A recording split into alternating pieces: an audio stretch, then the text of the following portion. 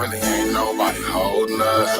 No disrespect, but really all you niggas host us. We ain't down with Focus Up, and we ain't about to show no love. Couldn't hold a candle to our label, cause we blowing up. We tap in, they know it's us. They sit around and hate us. Try to pretend we ain't the greatest. Backstabbers and friendly fakers. They wishing that we won't make it, but I know that we'll be famous. All right, peace and love, family. Welcome back to The Hope. This is the HOPE, helping our people elevate. I got a special guest with me today, bro. If you don't mind, can you introduce yourself to the people? Tell us who you are, where you from. Oh yeah, no problem, man. What up? How y'all doing out there, everybody? It's your boy, man, the one and only DT Blowin, aka DT the Dab God, coming at you straight out of Tulsa, Oklahoma. The one and only original. What was life like growing up in Tulsa? What was the environment, you know what I'm saying, that influenced, you know what I'm saying, who DT Blowin is? I mean, it was, as far as just life in Tulsa, I'd have to say is about the same as your average place growing up. You know, you get what you need, hustle a little bit here. I went to McLean, Monroe, Alcott, all the North Side schools growing up. So if y'all don't know, North Side is considered the hood of Tulsa, Oklahoma. So, you know, I grew up right around where everything went on. Gunshots to go to sleep to, niggas on the block when you wake up on your way to school, average shit. But, you know, you stay to yourself, keep your head low, keep moving, you know, you make it on your way.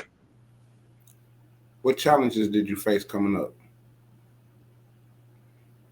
I mean, mainly for me personally, my main challenges was being myself, because I'm not like your average person. You may see me, I got my little Dragon Ball Z shirt on.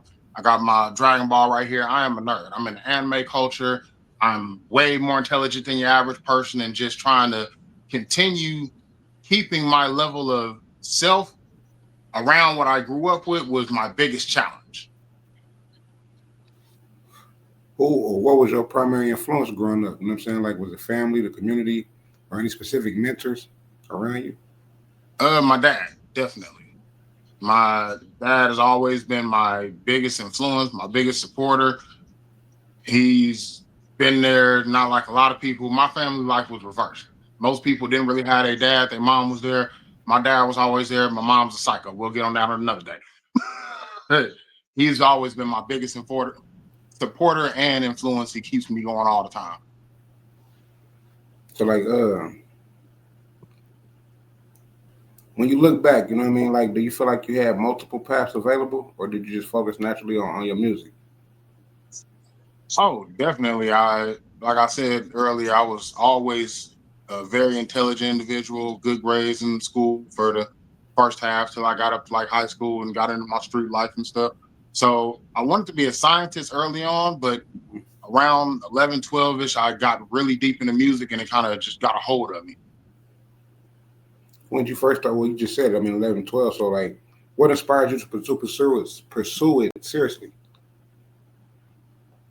It was actually a friend's brother.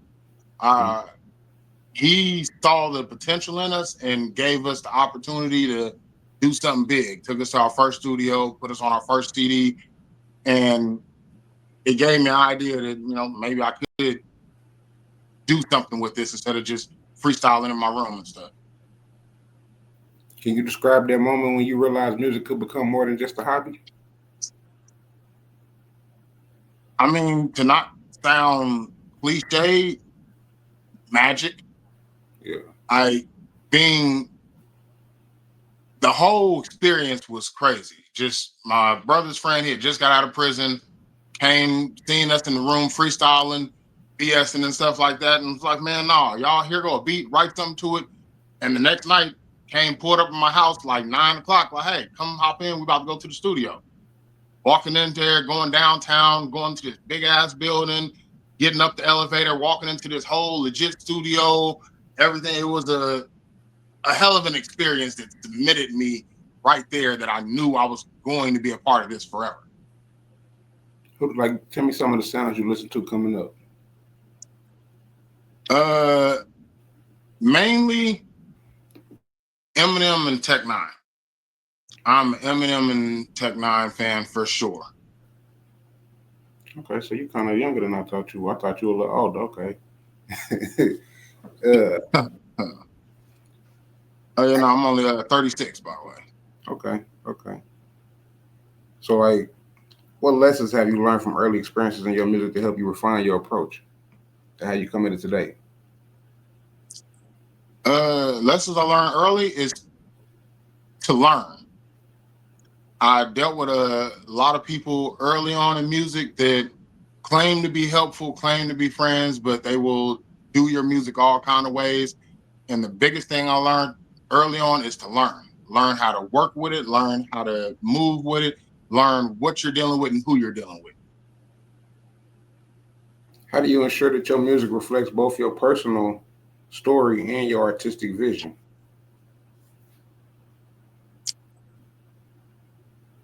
Normally by picking and choosing what I actually become a part of. Mm-hmm. You'll hear from me a lot. I will turn down projects if I don't feel it. If the music doesn't speak to me, if the song doesn't speak to me, I don't want to try to force something out that's not going to sound right, because then it's not going to be music, it's just a verse. When you go back, I'm saying let's go back a little bit. When you first started doing music, do you remember your first song and who it was with? My first ever song, Yeah. uh yeah, it goes back to the one we recorded with my friend's brother's name was KO. Mm-hmm. Friend's name was Trey, and I was going by DT Money at the time. And the I can't remember the name of the song, but it was just like a little intro song. We all just kind of went in back to back, and it was so nice. I wish I still had a copy. But that was I did that when I was like 13, I think. Mm-hmm. You remember what inspired that song? Uh just his older brother believing in us. He gave us the beat and told us that he had to go make some runs, and when he come back, he want a verse from each one of us. He's like, I heard y'all rap. I know y'all can do it. If y'all get a verse, I'll go take y'all to the studio and put it on a real CD. And that was enough to get a fire lit under it. Yeah. Yeah. So that sparked something right there. Yeah. So let's talk about the Focu stuff. You know what I'm saying? How did you get involved with that? You know what I mean? How did give us a little background how that all came to be? So I was working at a smoke shop run by Focus Fame. Is his longtime family friend, stuff like that. Mm-hmm. And I was helping him out working in the smoke shop. And while I was there, he said, my free time, just, do whatever you're doing. Just make sure, when customers come in, it's all business. I said, fine, no problem. So I'm working on my own personal music. I've been doing this for a while. He comes in one day, sees me with a microphone taped to a broom stand and a tablet and wires running all over the place, and said, bro, what is you doing? I said, I'm working on my next CD. I'll have it out in a little bit. And he signed me to Focus Up Ent right there. Oh wow. So yeah, he knew it, you know what I'm saying? Because I did a recording with him, you know what I mean? He told me how y'all rock the show, you know what I'm saying? And so yeah, he heard something, and he seen it in you. Yeah. Yeah, I've done shows with him before. He's had shows that he's done. He's invited me out. So he's already seen me perform, do music. But I guess it was either the music I was working on or the drive, the seeing me working with a Amazon mic and a tablet was enough to see, like, this is somebody who's going to go get it. And he gave me the chance to go get it. Yeah. Now y'all did a collab here, you know what I'm saying? We put niggas on and get no love. Where you at? Where you from? These people, they just switch it up and couldn't touch our lyrics. They still rapping up on some basic stuff, playing games and laying up. Focus Up plays our own way. Legit money the long way. Live shows and radio play. Why these people just pretend famous? Recognition from lanes we don't need. You might be talking about the one song video we just did, the Focused Up. Yeah. So that was the funny story that came smooth out of thin air. I was at the same shop one day, which now is a fully working studio that we have. And I was just going through beats and listening to stuff, and I heard the beat, and immediately the hook just kind of fell into my head that, man, really ain't nobody holding us. No disrespect, but really all you niggas hold us. I was like, man, I gotta go record this. I was like, hey, bro, man, this Focus Up stuff, man, we about to take it somewhere. I'm like, I need you on this song with me. And then we went to Oklahoma City, rocked out the show, opened up for June. And I was like, bro, we in that area, bro. We got to shoot this video and stuff while we up here, get some of this good footage. And now it's on its way taking off. Yeah. How was that show? I mean, yeah, y'all rocked it, but you know what I mean? Like, tell me some of your memories about the show. You know what I mean? Let's talk about it a little bit. You know, like, was that your first show? Well, no, my first show ever was in Joplin, Missouri. Mm-hmm. It was in 2015. This is actually right before I went to prison. Did a show, opened up for Young LA, and came back, got locked up. And then I did a few shows here. My favorite one by far, though, had to be the Kansas City trip that we just took recently. Mm-hmm. And that was so amazing because it showed me the beginnings of what my life is about to be. This real superstar status, this people waiting for us to be here, the rooftop parties, the underground parties, the performing here and there, everybody loving the songs, the music, everything about that was just like, this is about to be an everyday thing for us, and I'm ready for it. Can you elaborate on how working with Focus Fame, how that influenced your career? It boosted it tremendously.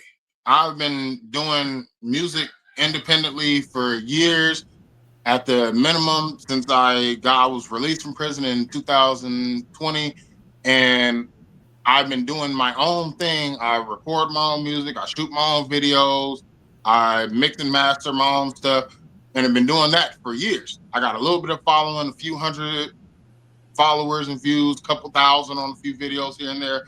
But it wasn't until I actually got with Focus Fame and Focused Up Ent that my music is hitting a worldwide audience. I'm on all platforms now. I have 2 full albums out plus singles that are out available for buy and download everywhere. And these are things that wouldn't have been possible without him. That's right. I can respect that. I mean, so like, is that y'all first collaboration, or y'all got, I'm saying, more in the past, or y'all got something coming up soon? Oh, yes. Well, no to the first one, but yes to everything else. So our first collaboration was my intro into the worldwide stage was Zadab. Mm-hmm. It was on his Can't Ban the Zah album, and that was the first song that we ever did together. The Focus Up was one of our most recent, but we have a few singles. I have him on a couple of songs on Evolution 1 and on Evolution 2. We have a few singles together. There's a Tulsa music collaboration coming up soon that we have songs on there together, plus with a few other artists. And more exclusively, we're working on an album right now that is exclusively the two of us with a few features here and there. It's Stop Meets Dab. And that one is going to be coming soon. You know, I'd like to get the lady on her, you know what I mean, as well, as far as the lady of the label of the group, you know what I'm saying? Blue. Oh, yes, Blue. Yeah, you know, I've listened to a couple tracks of hers, and yeah, she got it. Oh, yeah. She the first woman to focus Up Ent, man. And we're definitely gonna get that together. We're gonna get you together with her real soon. Actually, as soon as we finish this, I'm gonna get with Focus Fame, who, like I say, is a friend, collaborator, also my manager, by the way. Yeah. Get with him, and we're gonna make sure we get that set up for you for sure. Yeah, I talked to bro. You know what I mean. He said he gonna make it happen for me. So yeah, I appreciate both of y'all. You know, yeah. Shout out to her as well. You know what I'm saying? Yeah. Oh yeah, man. She's doing her thing right now, man. You know, I know this is supposed to be monthly, but I never have a problem with showing love to all of us because we all a family over here, man. This is what we do over here at Focused Up, man. We ain't no one person show, man. We all help push each other each and every way we can.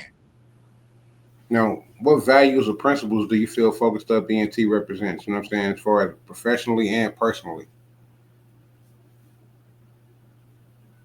So I have a thing about our little record label over here, and it's because of the way that I was brought in so for lack of a better, terminology, caring and lovingly, is that Focu Up Ent is really a house for broken artists. Because I've been doing this music for a long time. I've had people lose my music, mess up my music, kill my verses, turn my verses down, turn their verses up, basically do everything they can to sabotage my career along the way until I met with Focus Fame and got with Focu Up Ent. This is the first time that I've ever put music out that felt like it was everything got done to make it as good as it possibly can be. Mm-hmm. And this is the pitch that I give to every person who comes looking at us, because this is the same way we treat every artist. Focus Fame even have he has a line in one of the songs we did. He said, what did he say? He said, he was like, I give you your own spot and let your talent show. He gonna let you do your own thing over here. Because me, I'm not your average artist. I said it before, I'm a nerd, I'm the weird guy. Consider me the Andre 3000 of the label. Yeah. I'm gonna do some weird stuff. This is what I'm gonna do. But I'm not being constricted to, you gotta make street music, you gotta make hood music, you gotta make hustle music. Mm-hmm. No, make music. Mm-hmm. Do what you want to do. And that's what I love about the label, personally and professionally. Yeah, I can respect that. I'm saying he allows you to be yourself. Yeah, more than anything. Like I say, what I said earlier in the interview, one of my biggest struggles is trying to maintain being me. Mm-hmm. So being able to do that meant so much to me. All right, so I told you I had a little cheat sheet for you earlier, you know what I'm saying? So when we talk about music as far as like Tulsa artists, like if you could put a dream team album together, or if you can get some collabs outside of the label, I'm saying, who would you put on your album or put an album together? Who would you put, in the mix? See, that's kind of hard because I know it's a lot of Tulsa artists, but I normally mess around in my own circle. Outside of the Focu Up circle, I'll say one of the other front runners I have to give to is my guy, John Love. Mm-hmm. He's one of the other people that I was supposed to have some collabs with him in the past, but we got busy and I was working on something, he was working on something. So that got put on the back burner. Another one is one of my other people that I listen to time, Juke 21K. He got his own little thing. He's rocking his own. I like the way he's rocking his own path and not trying to follow what everybody else is doing and stuff like that. Then we got a few other artists that are on the label, but not on the label. Guys, C Deli, Surreal coming soon, and a few other people. Obviously, like to do a song with June once, just because I like the style they have, regardless of whatever personal stuff going on people feel about this and that. Keeping it on the music, I like the music that he does and stuff, and I feel like I could definitely see me collabing with a couple of those artists. Yeah. All right, so I didn't know, but you kind of brought it up earlier. Can we speak on what I'm saying, like your incarceration, or as far as like what led up to it? We ain't got to go into details, but just, just. Oh, no, I say ain't a problem, man. I'm an open book. Anything you want to know, even if, like I say, it was off the detailed record, whatever. Like I say, it's not a big deal. I got arrested in 2017 originally for a robbery. Mm-hmm. Oh, 2007. My bad. My wife over here, she helping me keep all my records on track. Yeah, originally 2007, I got arrested for a robbery and ended up getting on 10 years probation. Was on probation for about 8 years, give or take-ish. And after my probation, some BS happened. Mm-hmm. The court records got lost.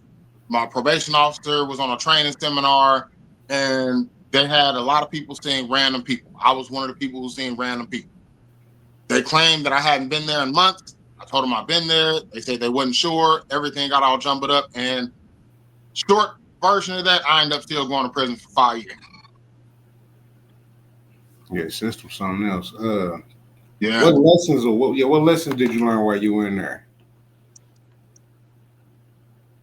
I learned so much being in prison, not just about how to live individually, because up to that point, I've been, doing my own thing, but I I was always close to my family, close to my friends, close to people around me. So being torn away from all that taught me how to live by myself, taught me more of my inner hustle. It taught me more about the people who I thought were close that really weren't close. And then on top of that, I met people who I never would have met or had any interaction with had I not been in this place to begin with. Mm-hmm. I'll never do that shit again, but I wouldn't take it back for the world. Right. I'm saying, was there a moment in there when you was like, I got to change my life, change my ways? Yeah, I think that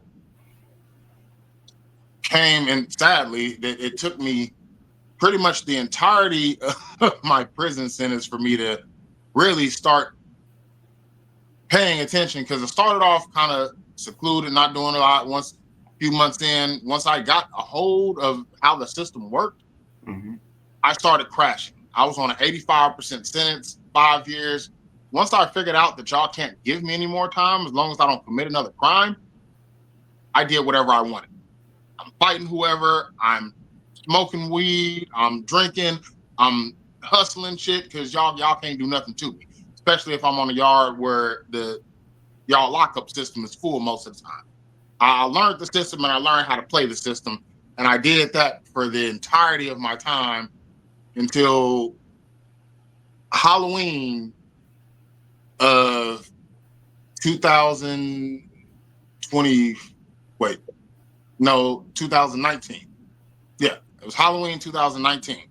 Right before I got out. Mm-hmm. Giant gang war, everything went sideways, and I got stabbed in the back 6 times. Damn. You'd think that would be the part that made me want to change my ways, but no, that's not what did it. I got stabbed in the back 6 times, and I told the homies, "Don't worry about it. As soon as I heal up, I'm continue crashing out." Right before I went to go crash out, about a week later, I'm healed up, everything's fine. I'm ready to go find this dude and crash out. The warden comes and finds me, and I go to lockup. And when I'm in lockup, it reminded me of being in A&R. That first week when I very first went to prison, Mm-hmm. right then and there, because I've been having too much fun. I'm hustling, I got phones, I'm making money, nigga, I'm doing the most. Nigga, I got everything going but bitches in this motherfucker. So now when I get to this point and I'm back at lockup, it reminded me like, oh, wait, this is prison. This is jail. I have a family out there. I got people out there. I don't need to keep doing this. I need to change what I'm doing, because if I don't, I'm going to be going through this whole process again. I had to go back to this lockup for me to see that this is a circle. Because I honestly believe had I just discharged right from where I was, still hustling and doing everything, I wouldn't have learned anything.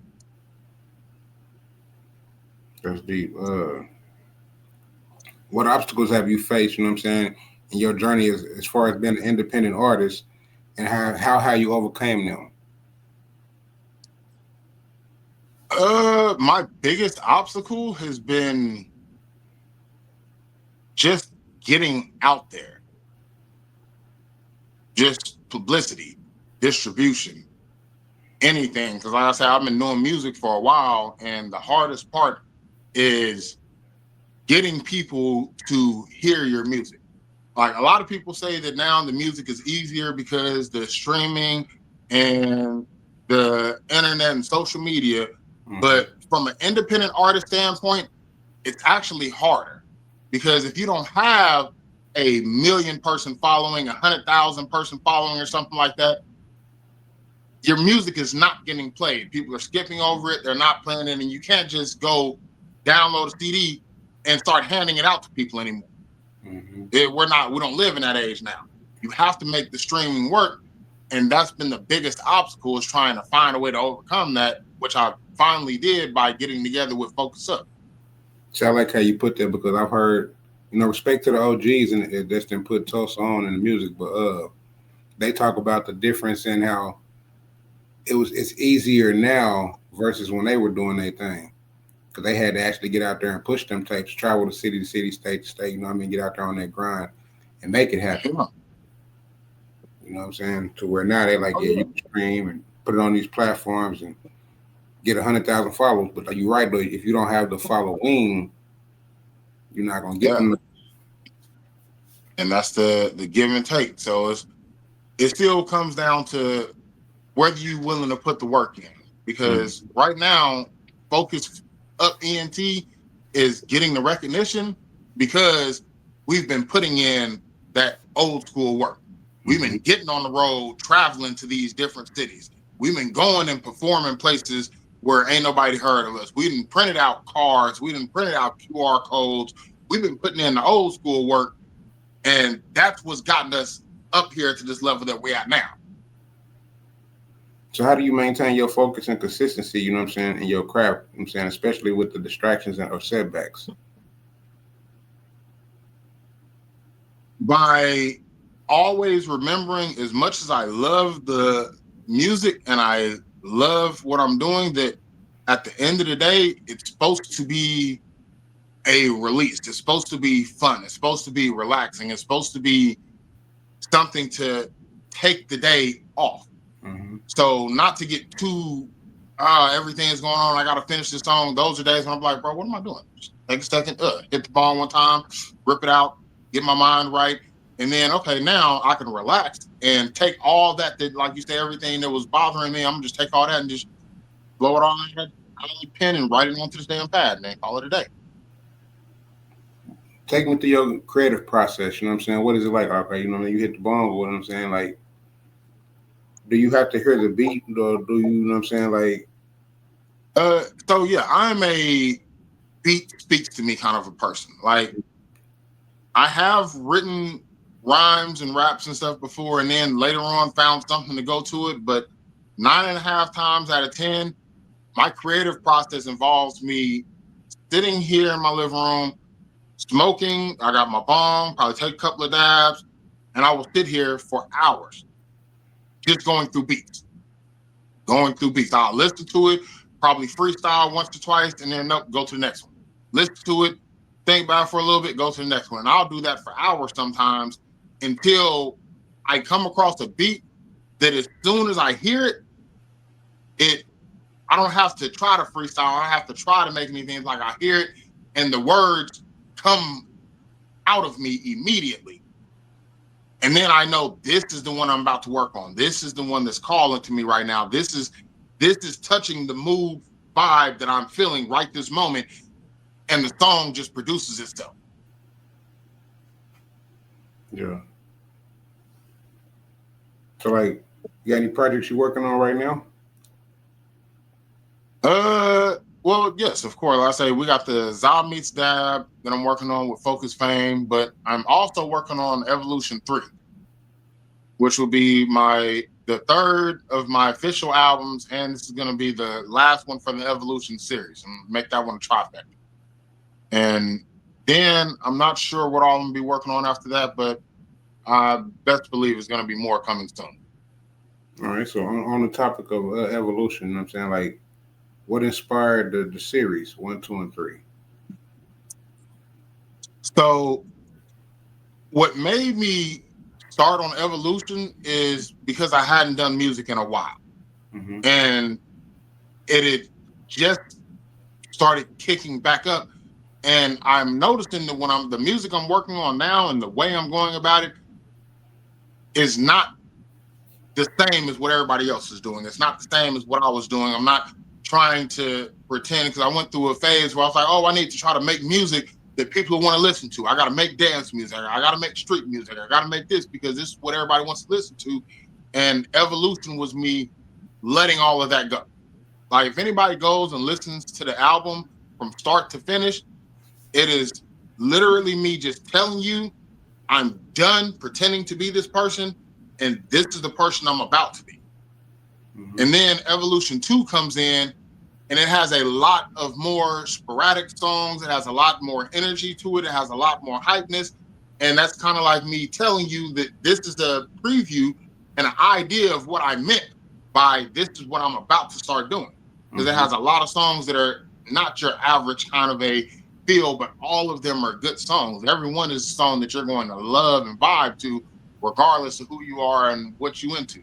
And Evolution 3 is going to be basically, like I say, the cementing of that. It's going to be more touching on the growth that I've gone through, the process of me getting to finding who I want to be as an artist and becoming this official DT Blowin. That's dope. I like that. So tell me, like I'm saying, like what way has music been a tool for you personally, you know what I'm saying, and navigating life's challenges? Oh, 100%. Music has been more as a crutch than a tool, because I don't think that I could have been traversing life without it. It has always been a part of me, whether I'm just listening to music, and mind you, I listen to all music. I am a rapper by nature, but I listen to everything. So it has always been a part of me, whether I'm going through something, whether I'm in a good mood, a bad mood, whether I got something I need to get out, whether I got something that I need to keep in. It's always been right there by me. So it's, like I say, it's more of a crutch than a tool, because without music, I probably would not even be here. So how do you balance your professional ambitions with family responsibilities and personal commitment? Oh, easy. My family is all in with me on my music. They are, well, I said my dad, of course, is my biggest supporter, but behind him, my wife, my kids. Wife loves my music. She's always been the one to help me get to these places. She makes sure I get to all my shows. She keeps all my scheduling together, makes sure all my everything that I can't focus on, she takes care of. My daughter's always been loving my music. She supports it. She has her own little YouTube channel. Shout out Plus She Got Us. Go check it out. She does like little sketch drawings and animations and stuff, and she'll use some of my songs on there to promote it from time to time. And my son, he's only 4, but he loves my music too. He jumps around to it and likes listening to it. And it's helpful that they are so supportive with everything that I'm doing. So when I'm doing stuff, I don't have to try to separate this from that, unless I'm going out of town on the show. And then the rest of my family is helpful to watch the kids and keep everything going. And 9 times out of 10, my wife's right there with me. That's cool. That's great to hear you got a support system like that, you know what I mean? Especially when not just, you know what I'm saying, like you say, your dad, but and her family, you know what I'm saying, the wife, the children. That's beautiful. I like to hear that. Thank you.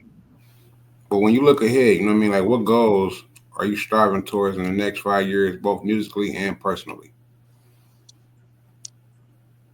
You know, that's funny that you asked me this, because I was talking to my wife about this right before I got on here.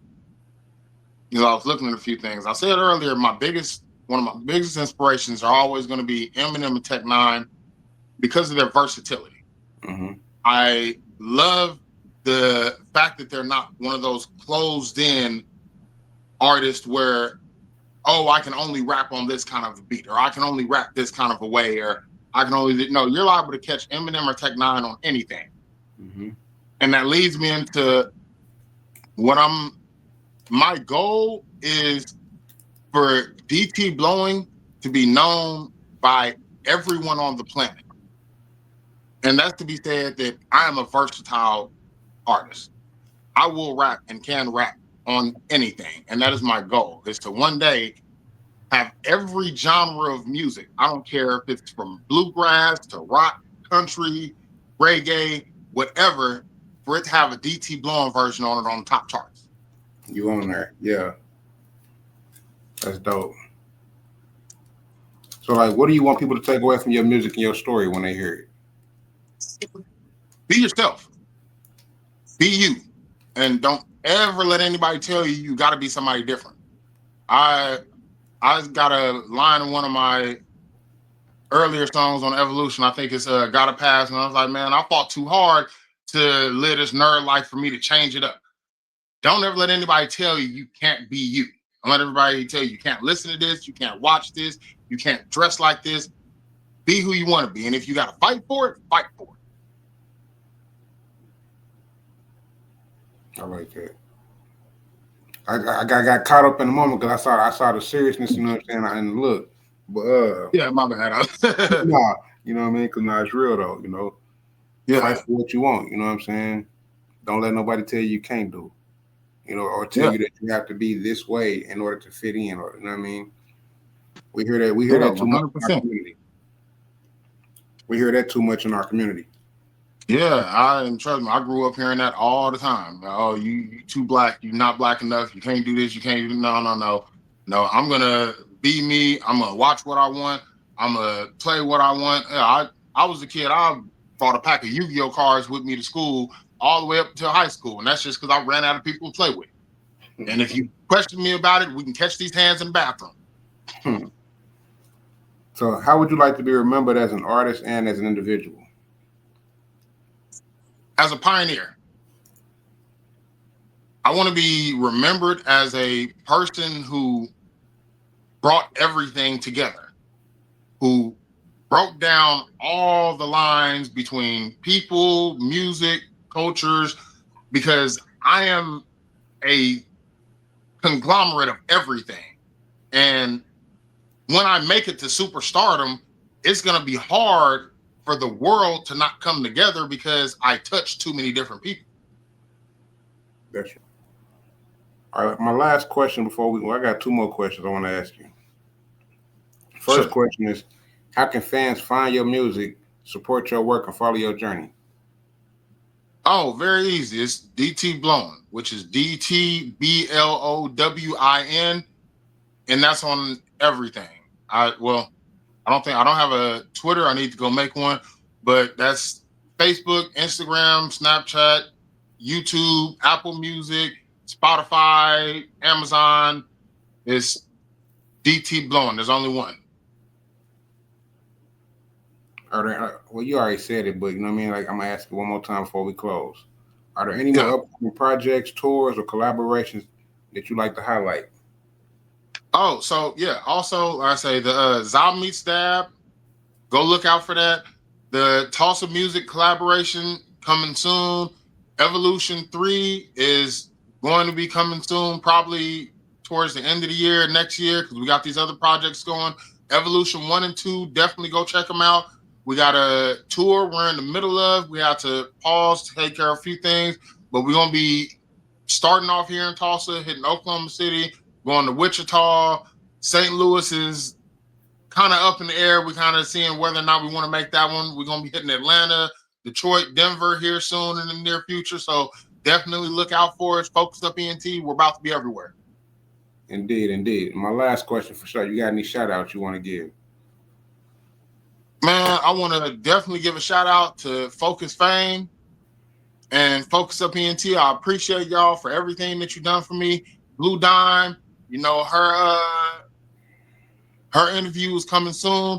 My nigga AT, Surreal, Surreal, you know the deal. He on his way. Best believe the album is dropping. C Deli, another conglomerate artist from the Focus Fame family is coming soon. My nigga John Love, Juke 21K, man, another good Tulsa artist, man. Look out for him. Another one I forgot earlier, my nigga Billy the Kid, man. Look out for that nigga shit. He ain't really doing music a whole lot. That nigga do horses and shit now, but he still make bomb ass music, nigga. So check all these niggas out. Shout out to all the homies. Nigga 918 stand up. Talk the music, man. We about to do some real big stuff. I appreciate you, bro, for letting me be on here and speak some of my life and my wisdom to these people out here, man. Thank you for everything.